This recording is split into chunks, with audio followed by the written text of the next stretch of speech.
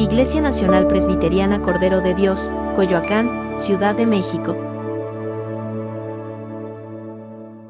Quiero invitarles a que abran sus Biblias en el libro de Eclesiastés, capítulo 11. El libro de Eclesiastés, capítulo 11, versículos del 1 al 6.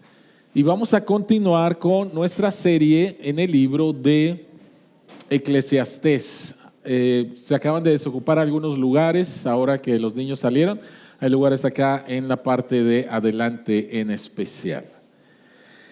Eclesiastés capítulo 11, versículos del 1 al 6. Este es el mensaje número 12 en nuestra serie Cuando la vida no funciona.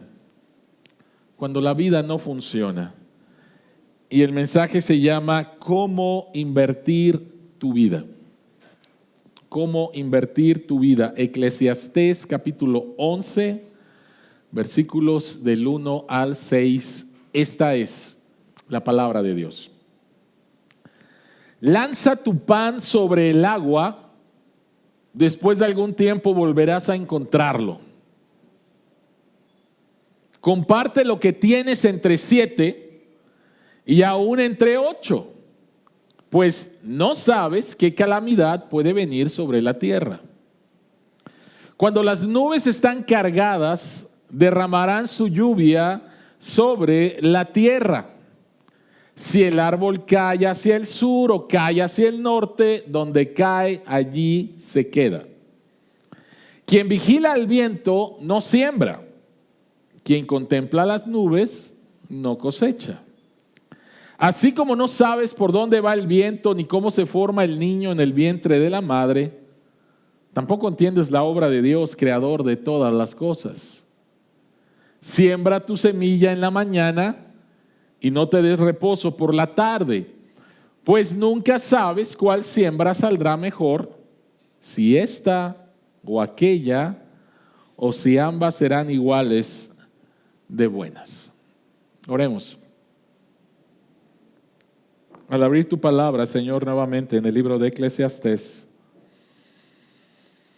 rogamos en el nombre de Jesús que tu Espíritu Santo nos pueda guiar para ver las maravillas que hay en tu ley, que tu Espíritu Santo nos pueda guiar a toda la verdad del Evangelio, y al creerla podamos ser transformados en nuestra relación contigo y en nuestra relación con nuestro prójimo. En el nombre de Jesús. Amén. Siglo XIX, un pastor alemán, junto con su esposa, van a vivir o se trasladan de su país a Inglaterra para misiones, para predicar la palabra de Dios. El nombre de esta persona se llama George Mueller. Y quiero de veras animarte. Busca a George Mueller en Google o compra su libro, George Mueller de Bristol. Es una de las biografías cristianas que más han impactado mi vida, George Mueller. Y una de las cosas por las cuales conocemos a George Mueller es que a través de su vida de oración sostuvo creo que eran 5 orfanatorios. Y la regla de él es: yo no le voy a tocar la puerta a alguien para pedirle dinero. Yo voy a ir con mi Padre Celestial. Y mi Padre Celestial, a través de sus hijos, va a proveer para que estos niños huérfanos tengan todas sus necesidades. Hay historias increíbles de cómo Dios contestó la oración de su siervo. Y el registro es que a través de su ministerio en estos orfanatorios, solamente a través de la oración y los recursos que llegaban a través de diferentes personas, George Mueller sostuvo a más de 10,000 huérfanos, apoyó y abrió más de 117 escuelas, apoyó para la traducción de las Escrituras a otros idiomas y apoyó la obra misionera en otros países, orando para que Dios, a través de sus hijos, proveyera todas las necesidades, todos los recursos. Al final de la vida de George Mueller se estima que recibió aproximadamente al día de hoy serían 1.5 millones de libras esterlinas, lo cual sería aproximadamente 2 millones de dólares, lo cual sería aproximadamente 34 millones de pesos. A través de la oración, esperando que Dios, por medio de la generosidad de sus hijos, proveyera todo esto. Proveyera para todo esto. Y así lo hizo. Ahora, es increíble. Pero también lo que quiero enfatizar es lo increíble de las personas que de alguna manera escucharon del ministerio y Dios movió sus corazones y fueron obedientes para apoyar a este hombre. Ellos no consideraron sus recursos como suyos. Ellos consideraron que estos recursos en primer lugar son de Dios y que Dios podía hacer cosas más grandes a través de la vida de este hombre que a través de ellos solitos. Dios, a través de la oración de su siervo y a través de la generosidad de sus hijos, de su iglesia, sostuvo y hasta el día de hoy lo sigue haciendo orfanatos en la ciudad de Bristol, en Inglaterra, siglo XXI. El libro de Eclesiastés, capítulo 11, no sé si al leer los primeros 6 versículos dijiste, esto suena un poco raro, suena diferente a lo que hemos estado leyendo del libro de Eclesiastés, y la verdad es que sí, suena bastante raro. Lanza tu pan sobre el agua, después de algún tiempo volverás a encontrarlo. Está rarísimo, ¿no? Agarras el bolillo y lo tiras al agua. Primero te van a decir qué estás haciendo, estás contaminando el agua o qué te pasa. ¿Y cómo está eso? Que después vas a volver a encontrarlo. Y si lo encuentras, ¿quién se come un pan mojado? Solamente los de Guadalajara, las tortas ahogadas. ¿Sí? O sea, suena muy, muy raro. Pero quiero que abre tu Biblia, por favor, y quiero que veas a partir del capítulo 10, y dice dichos de sabiduría. Y se parece mucho al libro de Proverbios, ¿sí? Entonces es un poquito, la narrativa es un poquito diferente a lo que hemos estado viendo. ¿De qué se trata este versículo y sobre todo de qué se trata este pasaje? Eclesiastés capítulo 11, versículos del 1 al 6. Bueno, el punto es este, el principio es este. Hay cosas que parecen perderse cuando las entregamos, pero que Dios puede convertir en fruto. Hay cosas que parecen perderse cuando las entregamos, pero que Dios puede convertir en fruto. Hemos estado hablando en el libro de Eclesiastés la perspectiva debajo del sol, debajo del sol, debajo del sol. Y si esto es lo único que existe, ¿cuál sería mi motivación para la generosidad? No habría ninguna. No habría absolutamente ninguna. Y no estoy diciendo que los no creyentes no sean generosos, pero la pregunta es, ¿cuál es tu motivación? Si esto es lo único que existe, entonces es simplemente acumula, guarda, protégete, punto, y se acabó. Todo se trata de ti. No tienes por qué ayudar. Y si ayudas, y nuevamente hay muchos creyentes que ayudan y ayudan mucho. La pregunta es, ¿cuál es tu motivación? O tienes que tomar de la cosmovisión cristiana verdades para poder hacerlo. Entonces, debajo del sol, todo se trata de acumular y todo se trata absolutamente de ti. Pero si vamos por encima del sol, somos entonces llamados a a dar. Somos llamados a compartir. Somos llamados a sembrar. Somos llamados a dar. Y este texto se trata sobre cómo invertimos nuestra vida. No se trata simplemente de dinero. Vamos a hablar acerca de dinero, pero no se trata acerca de esto. Jesucristo dijo en Mateo capítulo 6, versículo 24, que no podemos servir a dos señores. No podemos servir a Dios y no podemos servir al dinero. Y ya predicamos del libro de Mateo, y cuando llegamos a ese texto yo mencioné que una tercera parte de las parábolas de Jesús tienen que ver con dinero. Es un asunto muy, muy importante.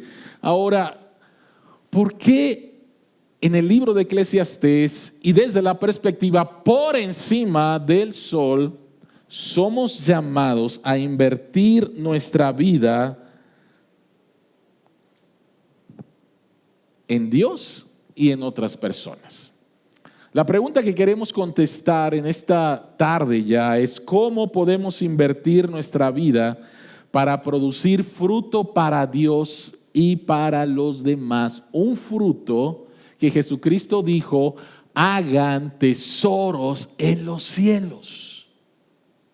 ¿Cómo podemos invertir nuestra vida para producir fruto para Dios y los demás? Tienes ahí tu bosquejo. Si no lo tienes, no sé si todavía quedan allá, o puedes ver en nuestras redes sociales.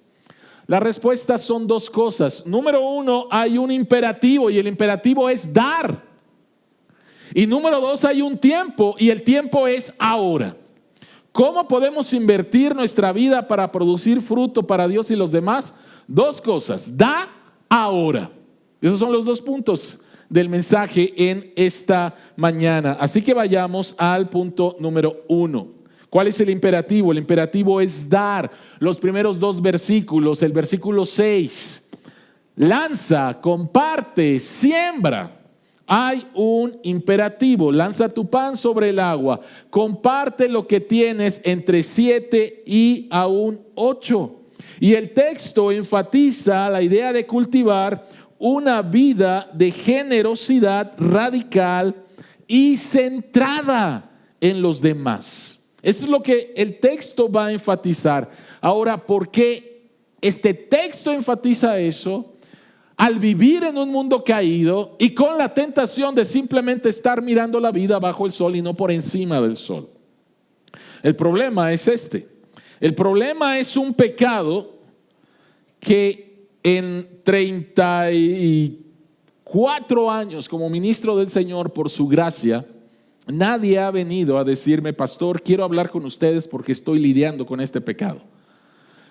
Han venido personas todos esos 34 años a confesar diferentes clases de pecados, pero nunca he tenido una cita donde dice: pastor, tengo un problema bastante serio, y mi problema es la avaricia.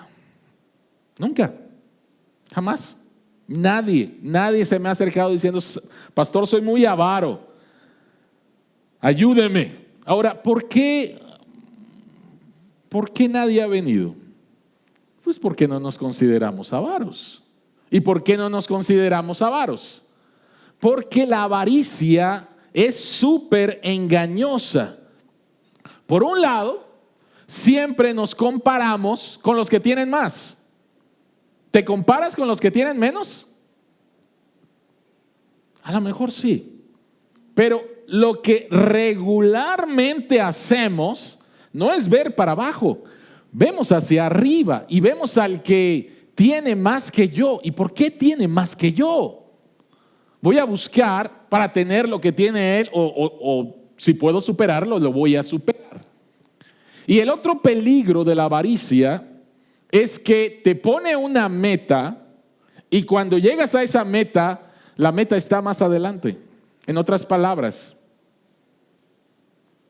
voy a ganar 1,000 pesos, 5,000 pesos, 10,000 pesos, lo que sea. Y cuando llegas a esa meta, te das cuenta de que no, espérame, ya llegué, 1,000 fueron buenos, 5,000 son mejores, 10,000 son mejores, pero yo quiero más. En otras palabras, te mueve la meta y la meta va más para adelante y la meta vas para adelante y nunca estás saciado porque te estás comparando con los de arriba y porque la avaricia hace que la meta camine y camine y camine más rápido y tus deseos vayan corriendo hacia esa meta. Jesucristo dijo en Lucas capítulo 12, el versículo 15, tengan cuidado, y en el original es muy fuerte, es como una advertencia de guerra. Tengan cuidado, absténganse de toda avaricia. Entonces, en primer lugar, somos llamados a dar, somos llamados a ser generosos y generosos de manera radical, porque el dar va a mantener nuestra vida y nuestro corazón lejos de la avaricia, obedeciendo este mandato de nuestro Señor Jesús. Pero en segundo lugar, al dar, no tan solo nos protege de la avaricia, pero el dar convierte nuestros recursos en semillas para el reino. Vean por favor la imagen en el versículo 3. Dice, cuando las nubes están cargadas, lo que se espera es que derramen lluvia.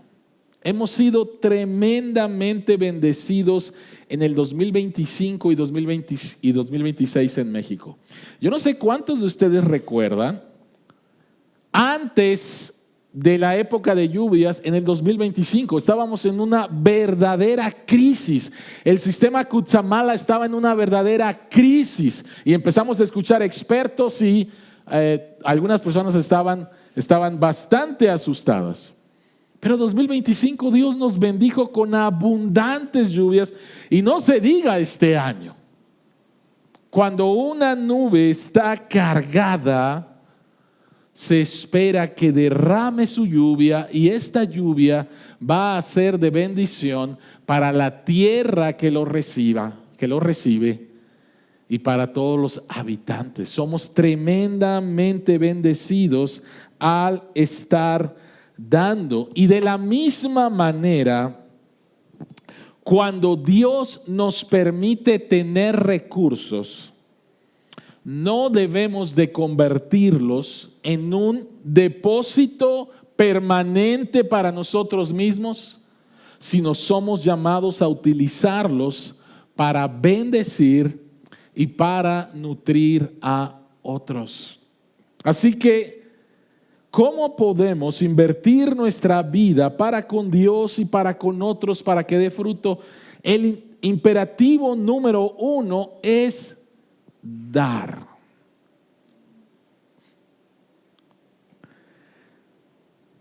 Durante este tiempo que el Señor por su gracia y su misericordia me ha permitido ser pastor, en diferentes ocasiones personas se me han acercado para decirme, pastor, ¿es lícito el diezmo? ¿Debemos de diezmar? Y yo no conozco el corazón de estas personas, pero sí tengo una teoría. Y la teoría es que las personas, o no voy a decir las personas, voy a decir que muchas personas que vienen a mí con esa pregunta es porque no quieren diezmar. Quieren escuchar que yo les diga, eso es del Antiguo Testamento. ¿No? Y entonces el Nuevo Testamento se trata de dar a Dios lo que Dios ponga en tu corazón. Y me sorprende lo que Dios pone en el corazón de las personas que creen en eso. ¿Sí? Lo que Dios pone en mi corazón. No. La pregunta, ¿de veras Dios puso eso en tu corazón? Cuando hablamos acerca de dar, el primer principio es que es un acto de adoración a Dios. Y si no partes de ese principio, te va a doler y te va a doler mucho. No entiendes. No entiendes que todo lo que tienes, eres un administrador y no entiendes que entonces administras los recursos de Dios. Y en segundo lugar, no entiendes o vives en desobediencia porque no entiendes que el dar, el diezmar o el ofrendar es un acto de adoración a nuestro Dios. Y las personas que dicen que en el Nuevo Testamento el diezmo fue abolido, parece que no han leído cuando Jesucristo les dice a los fariseos que ellos diezmaban absolutamente de todo. Y Jesucristo les dice, oigan, está muy bien lo que ustedes están haciendo, síganlo haciendo, pero les falta algo y es la generosidad para con otros. Así que Jesucristo en ningún momento dijo, señores, a partir de hoy el diezmo queda abolido. No le encontramos eso. Pero sí lo encontramos en el Nuevo Testamento un sentido más de gracia. Y si en el Antiguo Testamento el 10% era el punto de partida, y el día de hoy a través de Cristo conocemos más de la gracia de Dios, yo quiero animarte a que el 10%, tu diezmo, siga siendo tu punto de partida para adorar a Dios a través de lo que Él te ha dado, cultivar una vida de generosidad radical con respecto a Dios, su iglesia y ayudar a otros.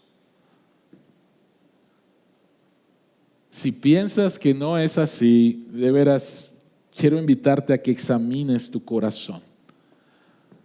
Porque las personas que dicen, no, el diezmo es del Antiguo Testamento y ya no estamos bajo la ley, estamos bajo la gracia, de veras examina tu corazón, porque lo más seguro es que esté lleno de avaricia, ¿sí? Y no entiendes que eres simplemente un administrador. Así que el llamado que tenemos para dar nos guarda nuestro corazón de la avaricia y no sabemos, y ahorita es el punto número 2, lo que Dios puede hacer con lo que empecemos a dar. Mencioné nuevamente la vida de George Mueller y podemos mencionar la vida de muchos hombres y mujeres de Dios que al dar sostuvieron ministerios de diferentes maneras.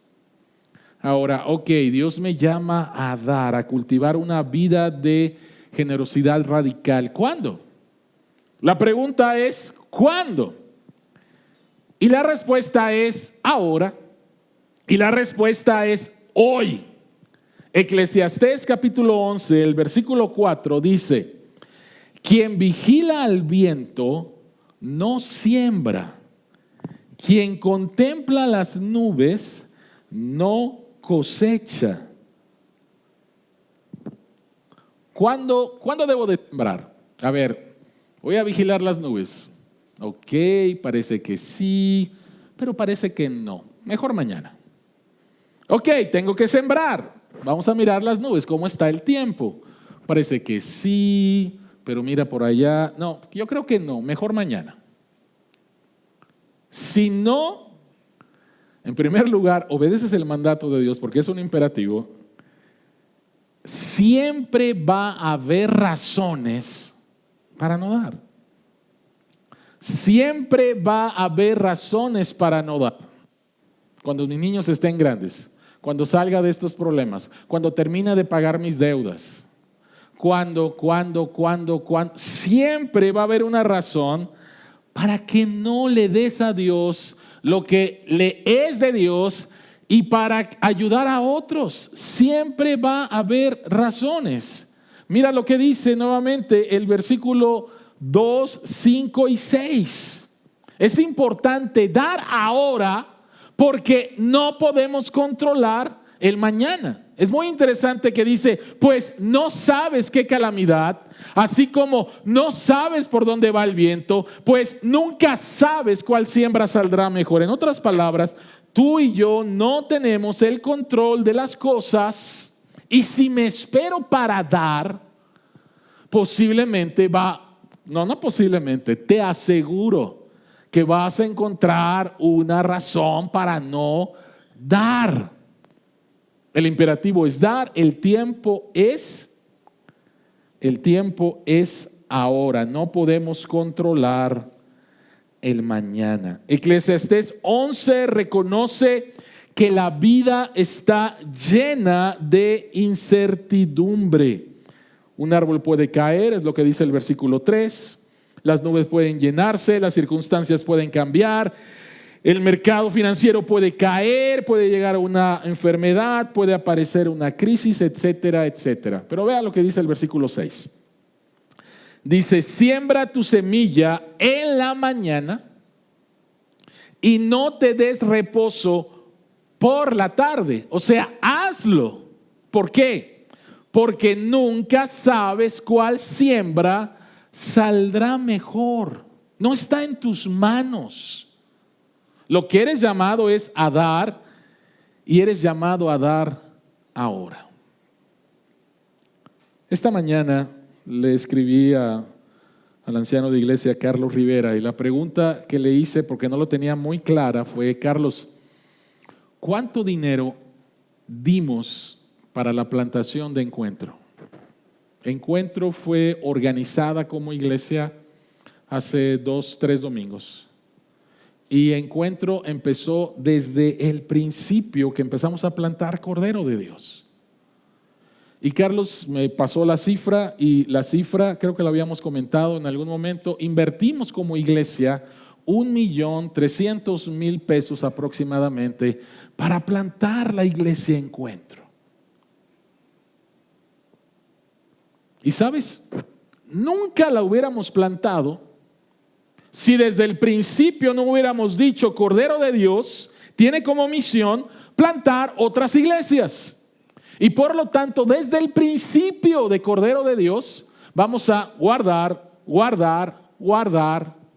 una parte para la que va a ser nuestra primera iglesia. Si hubiéramos tenido la mentalidad de debajo del sol pues vamos a cuidar los recursos de Cordero, y hasta que no tengamos suficientes recursos, un terreno, esto, aquello, no vamos a invertir. No. Desde el principio. Y querida iglesia, doy gracias a Dios porque a través de ustedes y de su generosidad, una iglesia se plantó. Y esta iglesia es el día de hoy autosuficiente. Entonces, damos gracias a Dios por eso. En el año 2008 hubo una crisis financiera mundial, y estaba leyendo lo que pasó en la iglesia Redeemer, Manhattan, Nueva York. Y dice que al empezar a entender lo que estaba pasando, el liderazgo de la iglesia le dijo a los diáconos: necesitamos crear un fondo de ayuda porque muchos de nuestros miembros van a perder el empleo. Y eso es exactamente lo que pasó. Pero lo increíble que pasó es que, dicen, en el año 2008 fue el año en que más recaudamos para misericordia. Gente experimentando necesidades, con carencias, compartió de su necesidad para las necesidades de otros. Y esto es lo que Pablo dice en 2 Corintios capítulo 8 y capítulo 9, donde habla acerca de los macedonios, y que habla acerca de que en su necesidad y en su pobreza dieron para cubrir las necesidades de la iglesia madre en Jerusalén. Estaba leyendo el testimonio en una iglesia en los Estados Unidos, en Tennessee. Y el miembro de un grupo de la iglesia, un grupo bastante grande de la iglesia, una célula bastante grande de la iglesia, sabía que un matrimonio de su grupo estaba pasando por una necesidad económica muy fuerte. Y entonces, en una reunión, estando este matrimonio presente, pero no diciendo: vamos a ayudar a este matrimonio, este hombre dijo: familia, hermanos, hay alguien aquí que pertenece a este grupo que está pasando por una necesidad bien fuerte. Necesitamos apoyarlo. Así que saquen sus carteras y sus chequeras y vamos a apoyarlo. ¿Y sabes qué fue lo que pasó? Lo interesante que pasó fue que cuando contaron la ofrenda que se levantó para ayudar a estas personas, la persona más necesitada, o sea, el matrimonio por el cual pidieron y que no sabía que estaban pidiendo por ellos, fueron los que más dieron. Interesante, ¿no? Los que más necesitaban fueron los que más dieron. ¿Por qué? Porque soy un administrador de los recursos de Dios. Y porque Dios me ha dado esto, sí tengo una necesidad, pero puedo bendecir a otros. Puedo bendecir a otros. Tengamos cuidado con la idea de hasta qué, ¿no? O pensar que la generosidad es solamente un lujo de los ricos. Querida iglesia y queridos amigos, hay ricos que son muy generosos y hay ricos que son pobres en el área de generosidad. Y de la misma manera, hay pobres que son ricos y generosos y hay pobres que son avaros, ¿sí? Son avaros. Y van a seguir siendo avaros aunque tengan un mejor sueldo, una mejor posición, una mejor casa, etcétera. Debemos de tener cuidado del engaño, del pecado, de la avaricia. El tiempo de dar es ahora. Y no debemos de usar la incertidumbre como excusa para nunca sembrar. No quiero ser interpretado en dos cosas. Primera de ellas, ha habido mucho abuso en la iglesia con respecto al dinero. Y algunos de ustedes vienen de trasfondos donde fueron abusados por sus iglesias, por sus pastores y por líderes, y donde literalmente les robaron. Y de veras no sabes cuánto lo lamento. Y hay muy mal testimonio. Eso solamente quieren dinero. De veras, lo lamento mucho. Nosotros no somos así. Estamos predicando lo que dice la palabra de Dios. Sabes que damos informes a la iglesia con respecto a cómo se están manejando las finanzas. Y que un miembro de la iglesia puede ir con el tesorero de la iglesia a decirle qué está pasando con el dinero de la iglesia. Entonces, por un lado, de veras, lo lamento mucho si fuiste abusado. Y si fuiste abusado en el área de finanzas, debes de reconocer que este no es el Dios de las Escrituras. ¿Sí? Dios no es así. Dios es bueno y es bueno en gran manera. En segundo lugar, lo que me gustaría mencionar pensando en esto, no uses la incertidumbre como excusa para nunca sembrar, es no ser malinterpretado en no planear. La Biblia nos invita, el libro de Proverbios en especial y Jesucristo mismo nos invitan a planear, y la Biblia dice que el que no provee para las necesidades de su casa es peor que un incrédulo. Entonces aquí no se trata de den todo lo que puedan y qué importa a tu familia, no. Quiero dejarlo bastante claro. La Biblia no es antidinero. La Biblia no es antiprosperidad. La Biblia no es no disfrutes y vive como pobre. No, la Biblia no es así. Encontramos a hombres muy ricos en las Escrituras. Lo que la Biblia sí es antiacumulación. Eso sí es bastante claro. Antiacumulación. Dios nos bendice, damos. Planeas, cuidas a tu familia, pero ojo, no pienses que otra vez, todo para mi familia. Y si pasa, necesitamos ser generosos para con otros. Entonces, por favor, no uses la incertidumbre como excusa para sembrar. La generosidad es una inversión cuyo resultado final está en las manos de Dios. Y vuelvo otra vez al versículo 6, donde le dice, siembra en la mañana, siembra en la tarde, porque no sabes qué es lo que va a pasar. Cuando una persona que siembra, ha perdido el control de la semilla. Totalmente, lo ha perdido. No siembra uno y se queda esperando a ver si esa semilla es la buena. La siembra está bajo tierra y él ya no tiene el control. De la misma manera, cuando damos, ya no tenemos el control. Y confiamos en que Dios va a utilizar lo que estamos dando para cosas que ni siquiera te imaginas de lo que Dios pudiera hacer. Lo que Dios puso en tus manos puede convertirse en una bendición para alguien más. Lo que Dios puso en tus manos puede convertirse en bendición para alguien más. No sabes lo que Dios puede hacer, no tan solo al dar tus recursos, sino al dar tu vida. Uno de los más grandes hombres que Dios ha usado para la evangelización se llamó Dwight L. Moody. Y la pregunta es, ¿quién evangelizó a esta persona? ¿Y sabes quién lo hizo? Lo hizo un hombre que se llamaba Edward Kimball. ¿Y quién fue Edward Kimball? Él fue un zapatero que entendió nuevamente lo que Dios le había dado.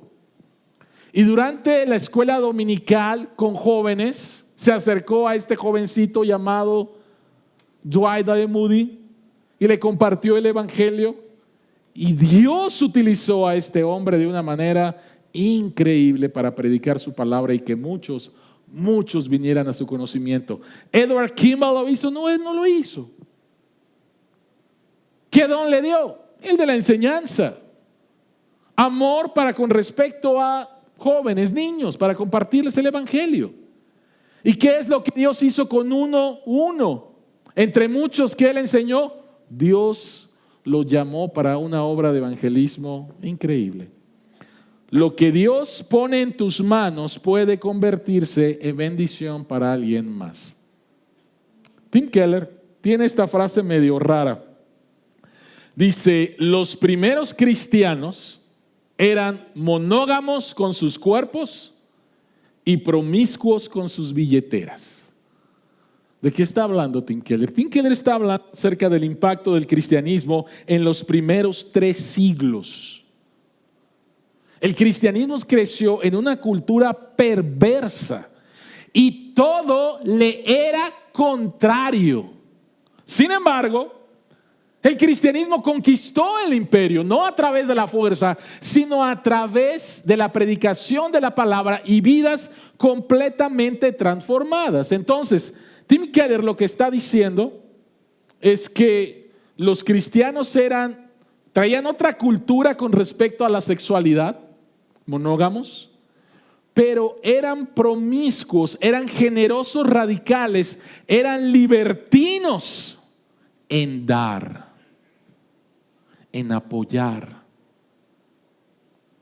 en sostener a otros a través de sus vidas y a través de sus posesiones. Tenemos testimonio en el libro de los Hechos. ¿Recuerdan a Bernabé? Donde él dijo, hay una necesidad en la iglesia, y él dijo, yo tengo un terrenito allá en Chipre, voy a vender mi terreno.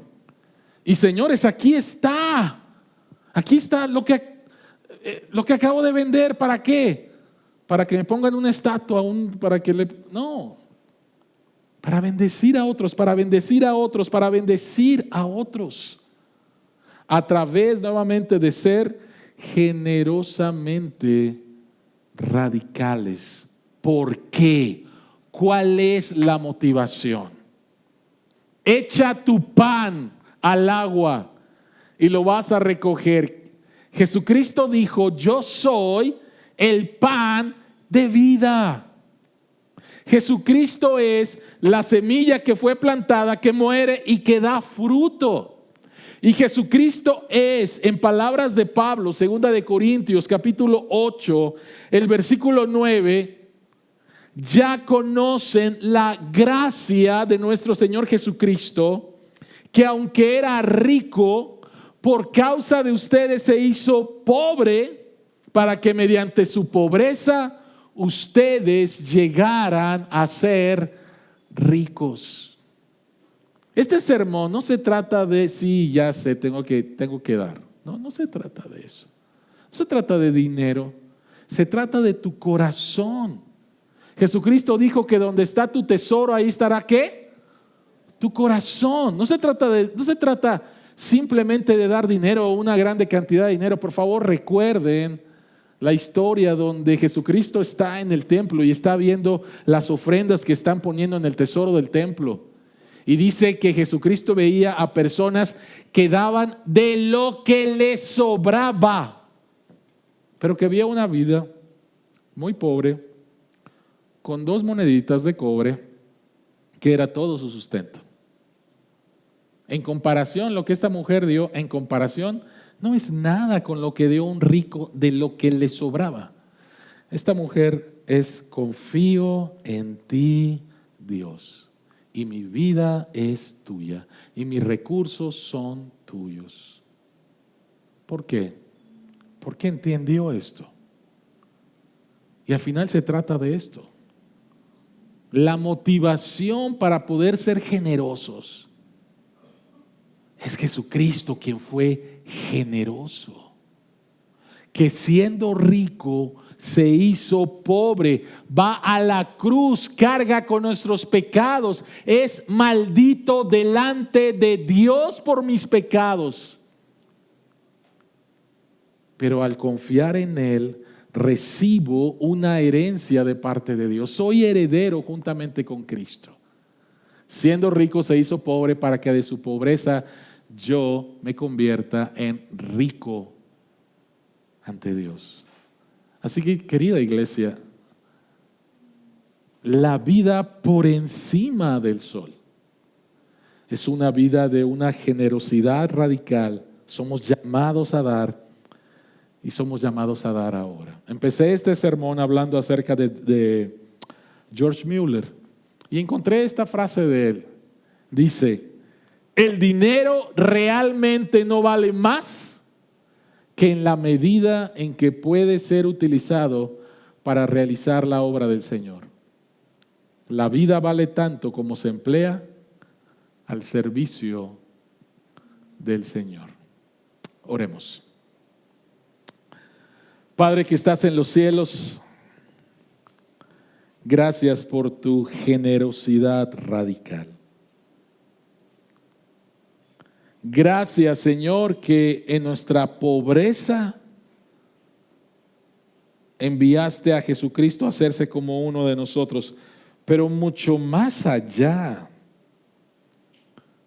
porque Él no estaba obligado a hacerlo, Él quiso hacerlo en obediencia a ti, por amor a nosotros, y entregó toda, absolutamente toda su vida para que nosotros, Señor, fuéramos enriquecidos, fuéramos transformados.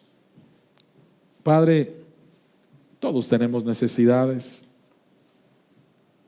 pero transforma nuestras vidas, Señor, al ver la vida de Jesucristo y que podamos ser generosos con otros. Que podamos, Señor, cambiar nuestra manera de ver las finanzas y las veamos desde tu punto de vista. Ayúdanos a entender que somos administradores. Ayúdanos, Señor. Y que a través de nuestros recursos y nuestra vida podamos, Señor, dar un fruto para vida eterna delante de ti y para otros. En el nombre de Jesús oramos. Amén.